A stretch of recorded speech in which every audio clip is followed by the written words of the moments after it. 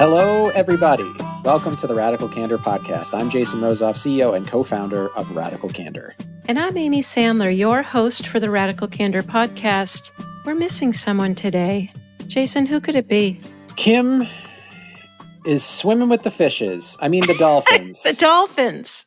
By the way, I once swam with a dolphin. I swam with Kekemalu, who was a whalfin, which was a mix of a killer whale and a dolphin. And we do like to laugh on this podcast when we think something is funny. And something is often very funny on this podcast. But often, laughter doesn't have anything to do with hilarity. In fact, in the absence of an underlying medical condition, laughing can be a stress response, a way for people to regulate their emotions and avoid being overcome with anxiety. We have a question today from a listener about this topic, and this person writes, quote, "How do I coach people with nervous laughter habits? I evangelize radical candor at work heavily, but I struggle with this one. How do I tell people you laugh too much and too loud, and it's annoying, and it's holding you back in your career?" That was the question this person wants to ask, yeah. And they continue, I'm guessing the answer will be something similar to that, but as much as I preach, I'm stuck. I've read that people with nervous laughter can get worse the more they think about it. How do you tell someone to stop laughing? Help! Exclamation point. There was an exclamation point. And Jason, you're laughing, and I'm wondering, what kind of laughing are you laughing? Like, can we self-diagnose? I think it is. I'm laughing at how funny it is to think about telling someone to stop laughing. And also, I think I just appreciated the sincerity of the help at the end of that note. Yeah. And I'm laughing because I have been in positions like that before. And it's just sort of funny to think how the human condition can drive us to these moments where we're like, in the abstract, like, why on earth would I tell someone to stop laughing? Like, it seems like such an innocent thing, but I can see why a habit of nervous laughter, especially it's at an early stage in someone's career where they're building reputation with people, could actually get in the way of their success. Yeah. I think first, starting from the assumption that the person is not actually aware of what's going on is very helpful. So just that framing, like stating that as an assumption is quite helpful. And I think if we think about how we might go about approaching this person, I think back to Kim's story, and I think the approach that I would recommend is the same one that Cheryl took in the first round of the story, which is like, hey, you laughed a lot in that meeting we were in just now. Yeah. Hey, did you know you laughed a lot in that meeting? Yeah. Correct. I think that's exactly the place that I would start. And the reason why is, like, you don't know, maybe the person is painfully aware of it and they're really struggling with managing it. They might be unaware that it is happening or the impact that it's having. And so creating some space for the other to say, hey, I became aware of this. Are you aware of it? Is really helpful. And the reason, because, like, by doing that, there's an acknowledgement that it might actually be subconscious. Like, the person may not be in control of the behavior. Yeah, and we're going to unpack that a little bit. Before we do, Jason, I'm curious, have you ever had an experience where you felt like you were having I don't know if it's an episode of nervous laughter or using laughter as a way to regulate emotions? I sometimes laugh when people cry. And not because I'm uncomfortable with crying necessarily. I don't cry often. And so I think I sometimes have my initial reaction is uncertainty, and then that comes out as sort of nervous laughter. As you say that, like, how is that feeling for you as you're aware that you have that reaction? Oh, I'm aware of it, and it gets me into trouble not infrequently. and that laughter was actually thinking back on how humorous it is, the trouble that has got me into. I think what I've learned about my own my own tendency toward nervous laughter in certain situations, it's like my brain giving me a pause to, like, it's inserting something into the space where I'm, like, processing an emotion. That's usually where nervous laughter comes up for me. Jason, to your point about having what we might call an expression, an emotion that's incongruous, dimorphous. So let me just backpedal on this. There is a professor of psychology at Yale University, co-author of the study, which we will put in the show notes, Dimorphous Expressions of Positive Emotion. This is Margaret Clark.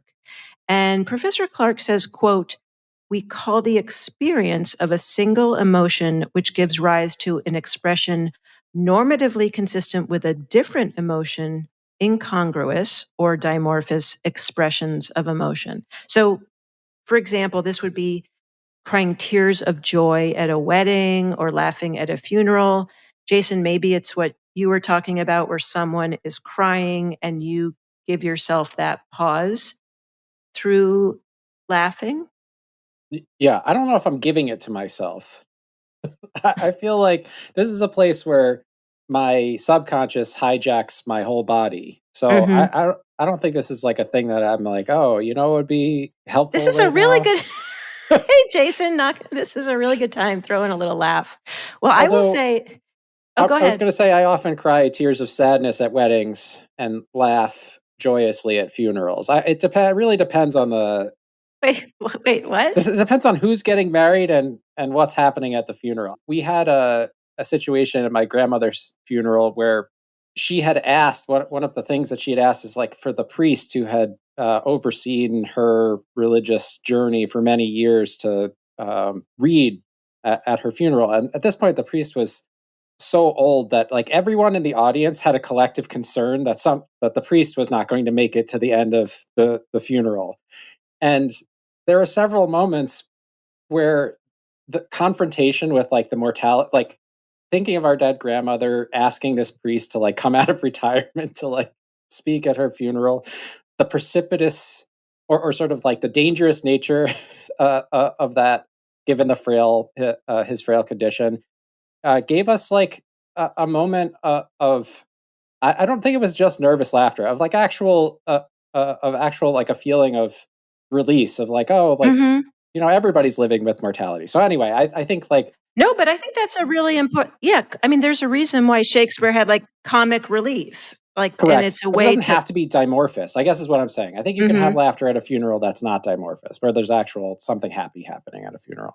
Yeah, I don't know if I wouldn't call it happy, but I had an experience where a very dear friend and her daughter, it was a very tragic car accident on Christmas, and they were both killed. And it was such a huge tragedy. And it's one of those stories you're like, oh, that never happens. But of course, it does. And I was at the funeral, sitting next to another close friend, and something happened during the ceremony that we both were aware that our dear friend would have found hilarious. And so Yes. we act and she had such a joy for life and such a beautiful sense of humor. And so the two of us started laughing like in Yeah. celebration of this person. Yeah. And of course there was a person, older woman in front of us who's very devout and turned around in a very scolding way, which then Yes. we of course knew that she also would have found hilarious. So And that so probably made it very hard to stop yeah, laughing. so but it was like there was something, it wasn't just like the emotional really, it was really like an honoring of this person's spirit and juxtaposed with the solemnity of the moment, which Yes. for me is actually an even deeper form of like just that fine line between laughter and tears. Yeah, I think the point of the article is like you are feeling sadness and you start to laugh. That's the dimorphous expression that they're Mhm. referring to in the Mhm. article is like internal. It's not society. It's not like what society judges to be appropriate. It's actually about what's happening internally to you. So you're aware that you feel sadness, and what comes out is laughter, or you're aware that you feel joy, and what comes out are tears. Although I think that's probably slightly different because I feel like tears. I mean, maybe laughter is just as uncontrollable as tears. Maybe that's me being judgmental. Yeah, well, I feel Maybe we had that episode where we did talk about emotions and our laughter, is laughter okay versus tears? There was a piece yep. in Headspace, and we'll go ahead and put that in the show notes. And I'm just going to quote says Clark and her colleague, again, this is Margaret Clark from Yale. Clark and her colleagues' study suggests that when we experience extremely high or low emotions, such as deep sadness or escalating uneasiness, we can feel physiologically overwhelmed and have difficulty functioning, approaching an unmanageable emotional limit. And so, emotional homeostasis or balance allows us to better control our cognitive, social, and psychological functions. And laughter serves as one mechanism that can help regulate our emotional state. And of course, it also activates the endorphin system in the brain. So, from this, it feels like there is an element of our bodies are processing and trying to get to balance, homeostasis. In some ways, I feel like what's at least implied here is that it's not actually that dissimilar from you burning yourself and you pulling your hand back, like that automatic, Hmm. unconscious reaction to right the situation, right? To like you do something without thinking about it. And the argument they're making is that laughter performs that function in cases where we're feeling really overwhelmed.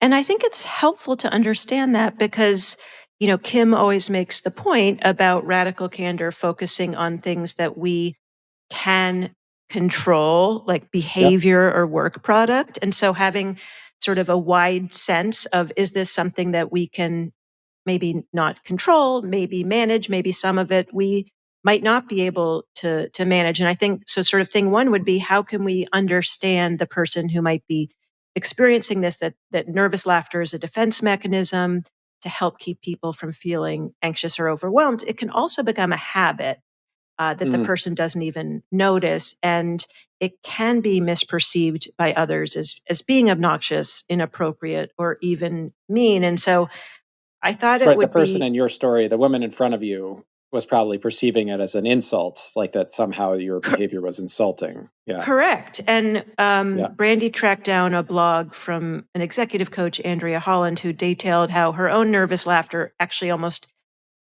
derailed an internship opportunity. Jason, would you like to play this one out, or would you like me to try it? I'll give it a shot. I feel Okay. like my acting bona fide. I'm much better as an improviser. So let's see how I do in a stage Okay. read. Okay. I'm a junior in college.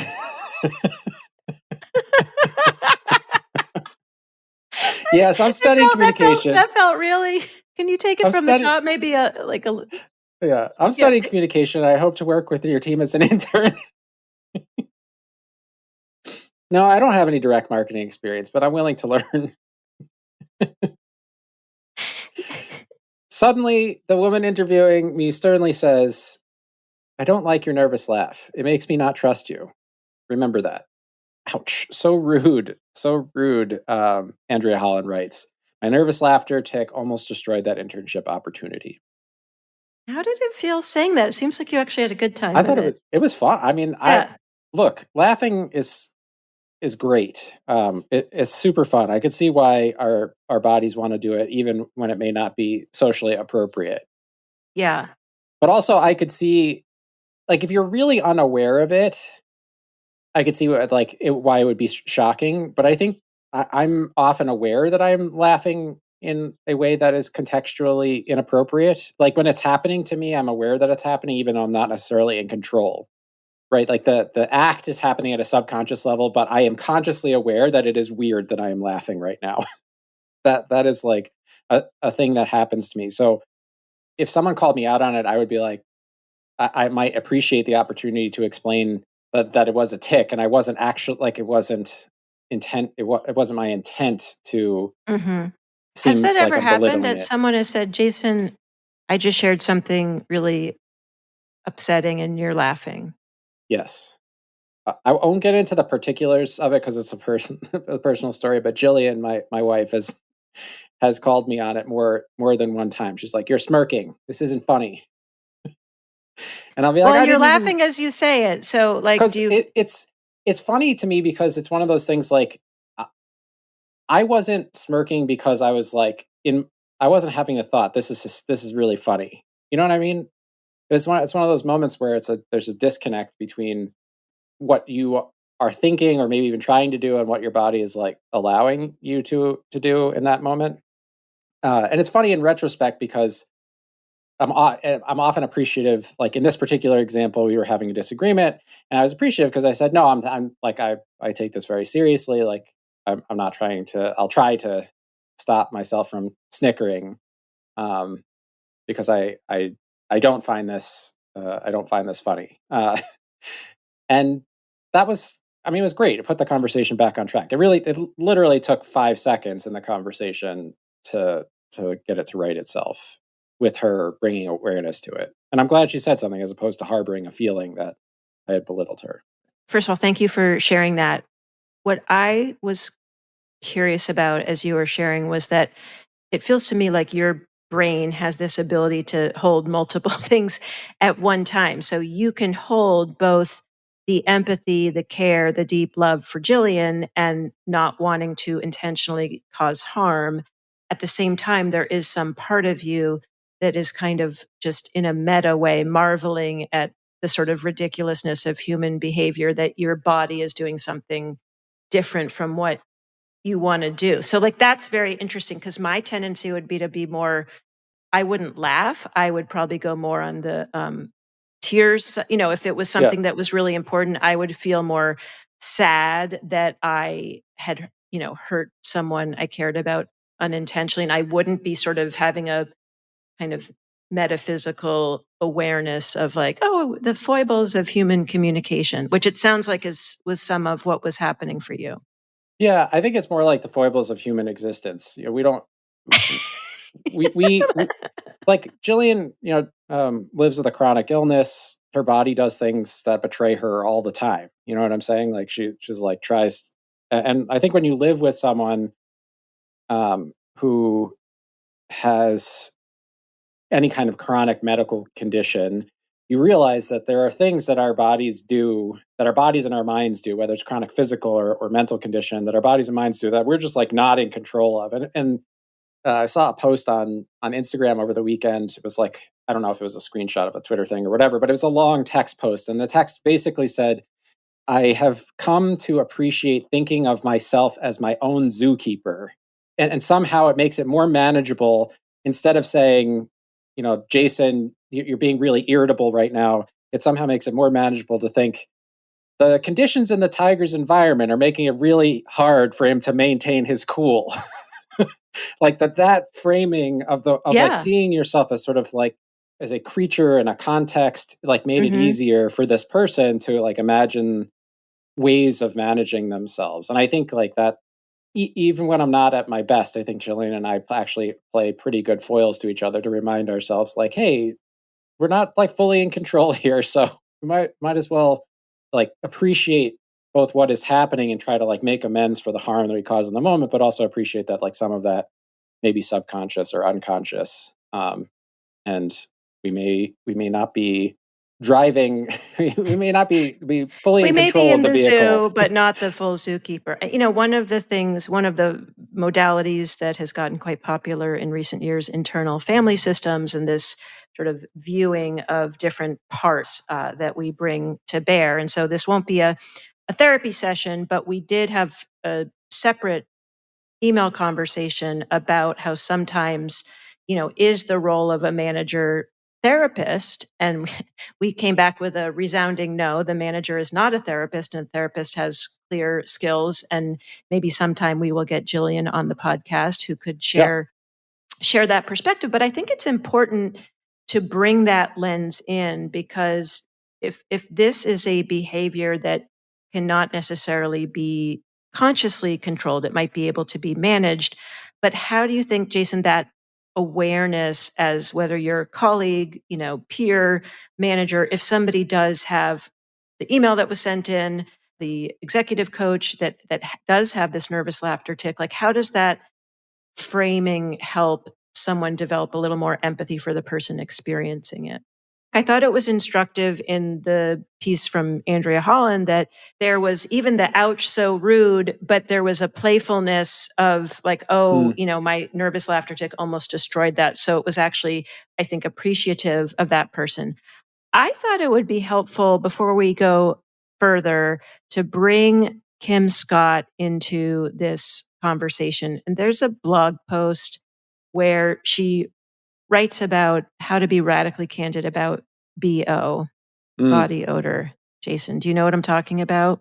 I do. I remember this blog post. And Kim, if I may quote, she's referring to Mrs. Moneypenny because she writes, Mrs. Moneypenny has a lot to teach us about getting creative when handling this delicate issue. Mrs. Moneypenny came up with an ingenious solution. She bought an employee with BO a white Sea Island cotton shirt and warned him that excessive perspiration would ruin it.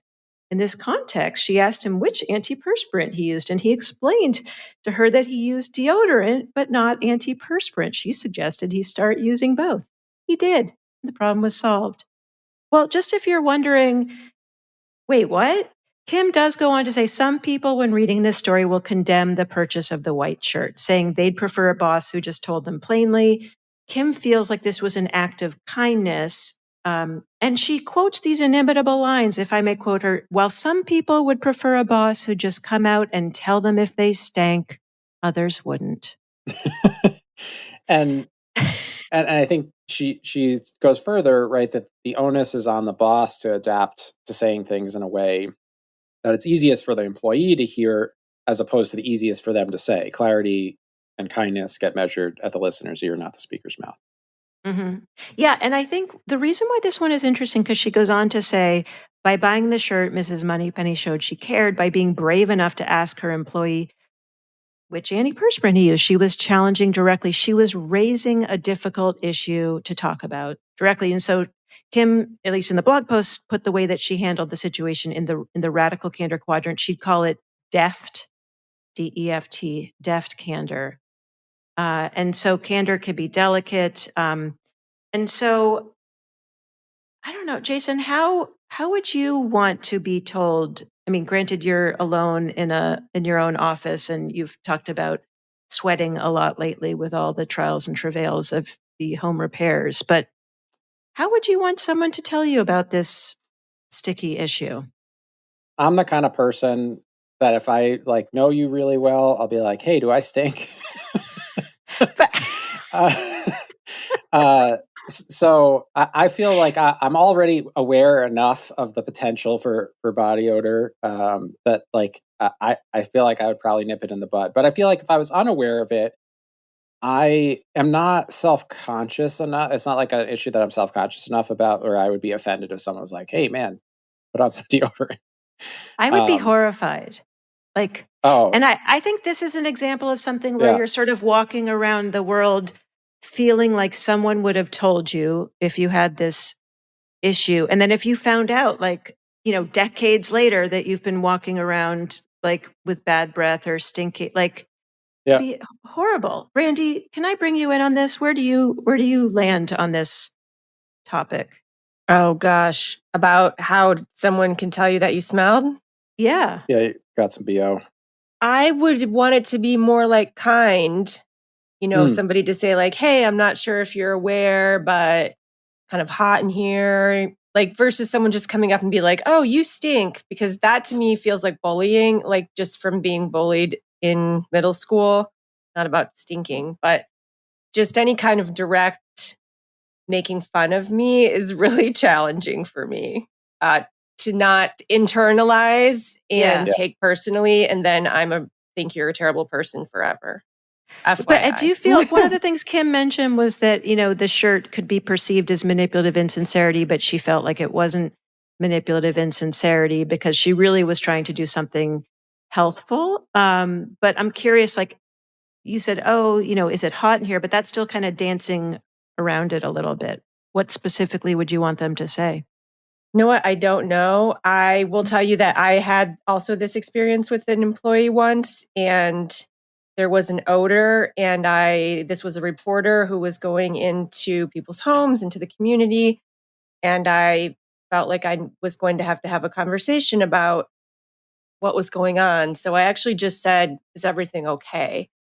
And the person ended up telling me that if you're from New England, you know that you have to buy heating oil, which can be very expensive. And then if you run out, there's a whole thing about they have to like do something to the line and there's another fee. Anyways, they didn't have any heating oil and it was the middle of winter. So they were not able to bathe or wash any of their clothes.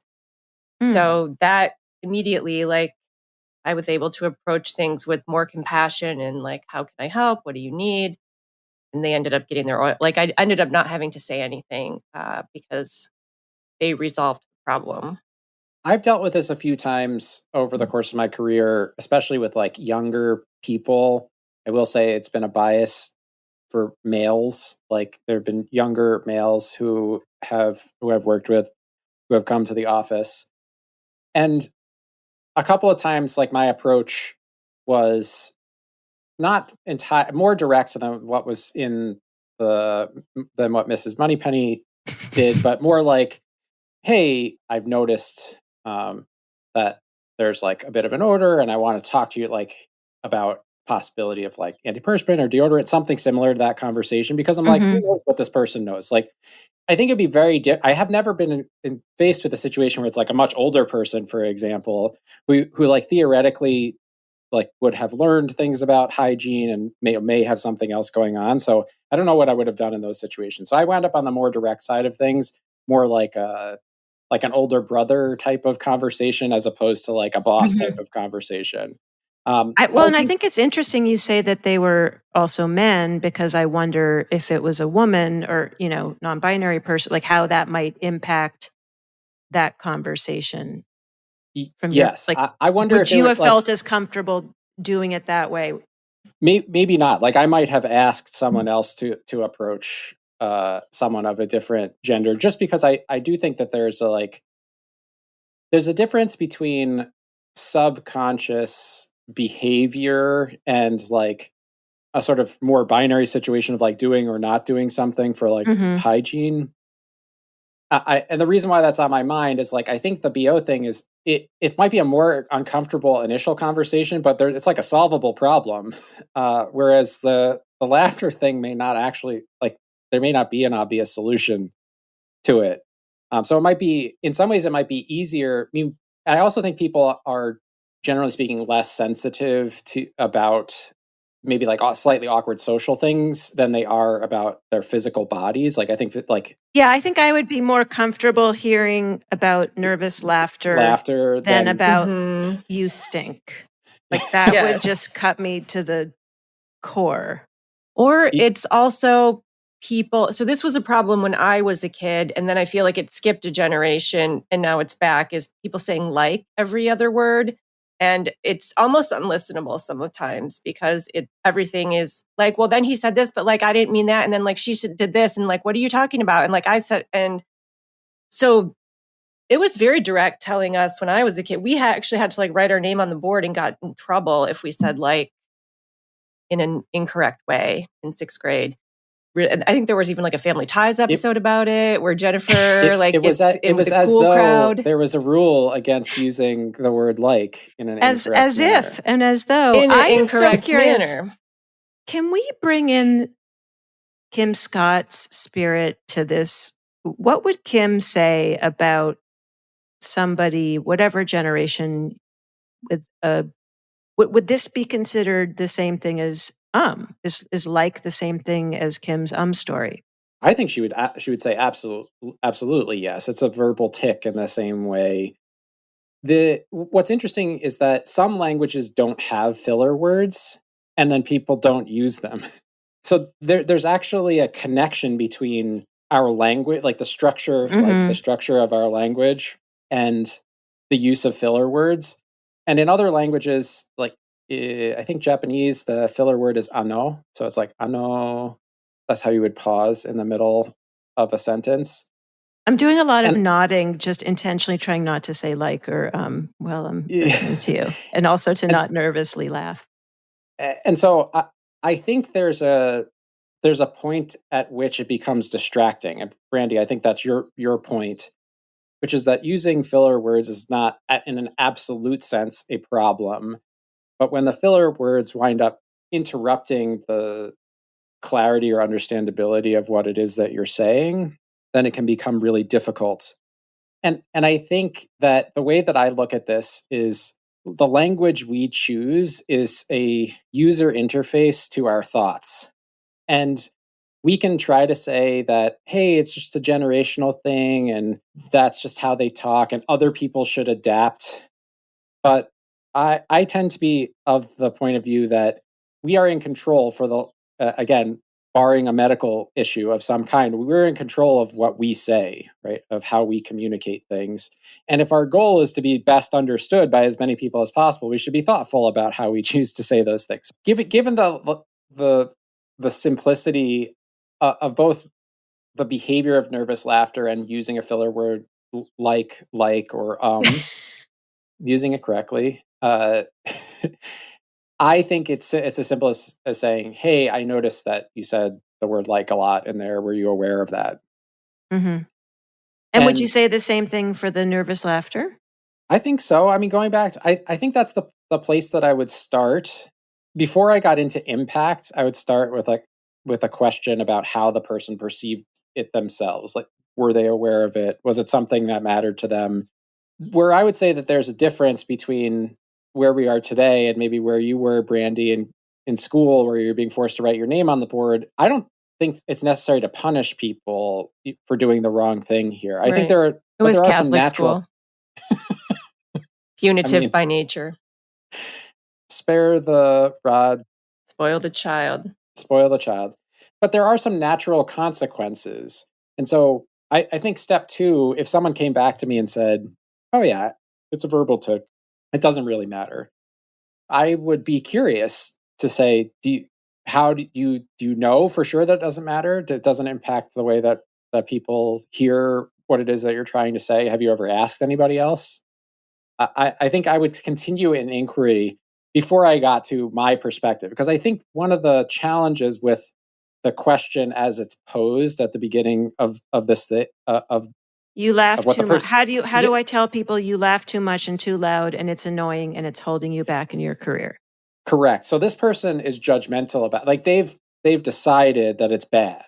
They've Mhm. decided that it's bad, and I think what they mean to say is it annoys me, and I think that that's okay. But if you're the Mhm. boss, I think it's important not to jump immediately to this behavior, which may be happening at the subconscious level, is annoying. So it's useful to have more than, like, sort of a few steps between raising awareness and sharing your own perspective or the concern that you have that it could impact their growth, because many people, when made aware of it, might be open to tips for how to reduce it without ever getting to, I find you very annoying when you do this. Mhm.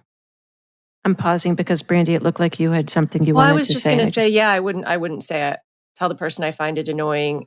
There is somebody in my building who has a visitor often who I call the laugher.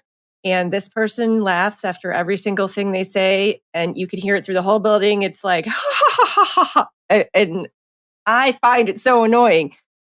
This person doesn't work for me. I don't know them. I don't need to give them the feedback. But I think some examples of, when you're doing the questioning, like examples of how cold you back, like in a job interview, in a presentation, when you're negotiating with clients, it can make you be seen, taken less seriously. Yep. And I think that's the general impact, is that you get taken less seriously. I think the more specific impact, especially of laughter, is it's hard to tell if you take what you just said seriously. Right. that is so interesting. Well, Jason, just to go back to your example that you shared where sometimes you will laugh even when someone might be sharing something sensitive or there's Yep. emotion, and I think especially if you mentioned in a, in a partnership, personal relationship, but at work, if you are my boss and if I shared something that was very emotional for me and you laughed, it would be very upsetting for me. Of course. And I would expect you to be upset. I mean, I would Hard have to been upset interpret if you that. were my peer, if you, but like there's something when you then layer on that you're my boss, I think it does add to it. I think it does. I think I believe you would be right to be upset with me for laughing in that situation, and I believe that that would be worse. It would be worse if I was your boss than if I was your peer. Like, you would be right to be more upset with me Hmm. if I was your boss. I don't think that that means that it should be unforgivable, like a thing that I did without unconsciously. But I would say I would expect to pay a relationship price Hmm. for making that mistake. and that's essentially what I think you're making this person aware of when you're giving them the feedback, is that you might see it as a verbal tick, or you might see it as not a big deal that you laugh, but it could be having this very real cost on how people perceive you or how people perceive what you are saying, that there's a price that you might be paying for not trying to make any effort to change the Yeah, behavior. I think that's where I wanted to kind of close on before we get to the tips, which is about one's willingness to make a change. So if you were to say to me, Amy, look, I'm your boss, but I'm still human, and something I struggle with is laughing At inappropriate moments. inappropriate moments, and I want to be really clear, it's something I'm working on, it's something I'm doing my best, but it might happen from time to time. And Yep. so I just And I want you would to say, know I that. think if it happened, I would say, I'm sorry that it happened this time. Like I try to do better. I'm sorry that Yeah. it happened. And you Like I might would try not, to make maybe you amends. don't know, or you would say, like, hey, will you let me know when it happened? So I Yeah. think if somebody were to say that to me, if you were specifically were to say that to me, I would have a lot more compassion, and that would level the playing field from my perspective. Like, they're Yeah. working on it, they're doing the best they can do. Similar to Kim's interrupting. Yep. And I think that's why it's so important to start with inquiry in this case. Like going back to the person who's asking for advice, is like you start by asking questions because you don't know what position the person is actually going to take, whether they're aware of it or not, whether they're willing to change it or not. Even though it is frustrating to you, and you are probably right, that is getting away in the way of this person's long-term success in their career, opening that conversation with inquiry, especially if you believe, as I think is fairly well documented, the psychological evidence is fairly strong that this is probably an unconscious behavior that this person is not fully in control of. But if you create some space for a conversation about it, starting with that as an assumption, I think you're much more likely to quickly get to a place of openness on the other person's part to at least exploring changing the behavior.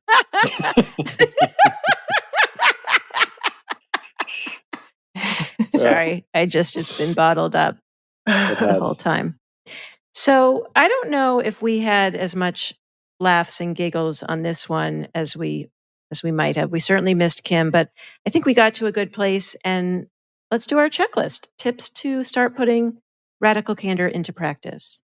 Tip number 1, get curious, not furious. That old saw. Oh, there she is again. Good old curiosity. We keep bringing her back.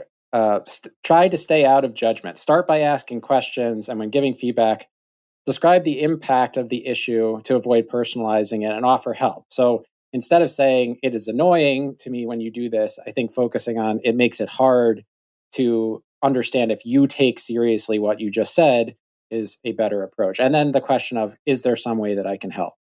Tip number 2, if you are someone who struggles with nervous laughter, Psychology Today has a few tips, including things like deep breathing, otherwise known as diaphragmatic breathing, counting, which are also a form of mindfulness practice, yoga, strenuous exercise. Exercise always seems to be helpful. Chanting, or actually repeating selective musical phrases. So you could think about this as a kind of singing meditation.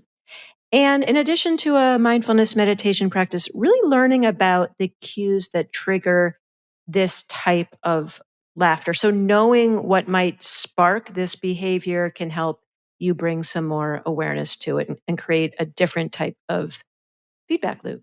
We'll put the link in the show notes. I'm aware that the goal of many of those tips revolve around two things. One of them is lowering the reactiveness of your Mhm. of like your nervous system. So strenuous exercise, for example, Mhm. helps to lower the stress hormones that are running through our body. And the other tips are about creating focus so that we can create some space between awareness and response. Mhm. So hopefully interrupting the laughter, which I think something tells me that if you have this and you learned to manage nervous laughter, you might learn some other very valuable life skills along the way.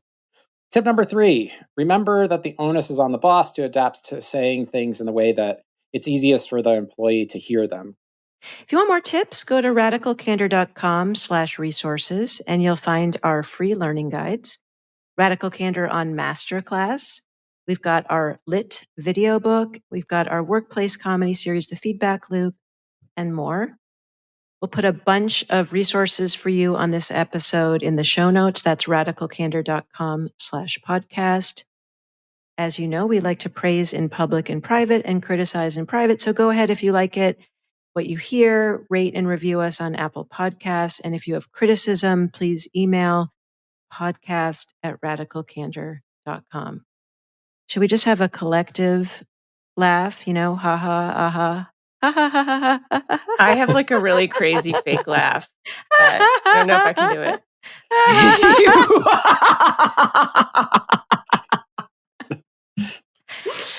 Sorry. Oh, that is That the perfect way to end the show. I can say no more. Bye for now. Goodbye. Thanks for joining us. Our podcast features Radical Candor co-founders Kim Scott and Jason Rosoff, is produced by our Director of Content, Brandy Neal, and hosted by me, Amy Sandler. Music is by Cliff Goldmacher. Go ahead and follow us on Twitter @Candor and find us online at radicalcandor.com.